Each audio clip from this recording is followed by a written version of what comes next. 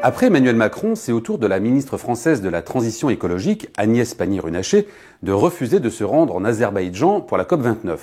Une décision radicale pour la France, un pays en pointe sur la question climatique depuis l'accord de Paris en 2015. Les raisons de cette radicalité ? La dégradation brutale des relations entre la France et l'Azerbaïdjan. Il faut dire que le président azéri, Ilham Aliyev, hôte de l'événement, n'y va pas avec le dos de la cuillère. Le régime du président Macron a tué 13 personnes et blessé 169 autres pendant les légitimes protestations du peuple kanak en Nouvelle-Calédonie, a-t-il ainsi claironné ces dernières heures, profitant de la caisse de résonance unique que lui offre la COP29. Le satrape de Bakou fait évidemment référence aux événements du mois de mai de cette année. À l'époque, une réforme du droit électoral proposée par l'Élysée avait déclenché les foudres des indépendantistes kanaks. L'envoi depuis la métropole de gendarmes supplémentaires pour ramener l'ordre a aussi eu pour conséquence d'attiser les tensions.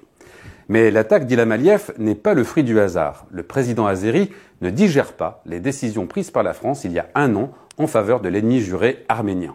En octobre 2023, Paris initiait en effet une coopération militaire avec Erevan, avec en outre la livraison de blindés, de radars et de canons.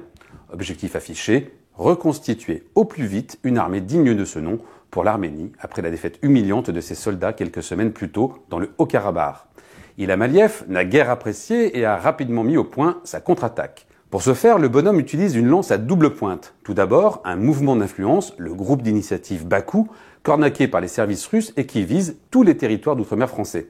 Sa mission est simple, diffuser une campagne anti-française exploitant le ressenti postcolonial.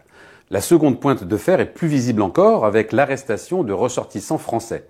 Dès le mois de décembre 2023, Martin Riant, un homme d'affaires français, était appréhendé par les autorités locales, accusé d'espionnage. En 2024, 2 autres Français sont arrêtés et sont encore sous les verrous, le graffeur Théo Clair et un autre homme d'affaires, Anas Deraz. Depuis le 4 septembre de cette année, le Quai d'Orsay a d'ailleurs mis l'Azerbaïdjan sur la liste des pays déconseillés, sauf pour raisons impératives. Cette COP29 aurait pu être l'occasion pour les deux pays de se rapprocher, c'est raté. Pourtant, en 2004, à peine arrivé au pouvoir à la suite de son père, Ilham Aliyev avait choisi la France lors de sa première visite à l'étranger. Il faut dire que Total avait quelques intérêts dans le coin, des intérêts qui ont largement servi par la suite à la consolidation du pouvoir du maître de Bakou. Oui, mais voilà, 20 ans plus tard, la situation géopolitique et les rapports de force ont beaucoup changé. L'Azerbaïdjan, un temps tenté par l'Occident, regarde de nouveau vers la Chine, la Russie et la Turquie. Bref, entre Paris et Bakou, c'est tendu.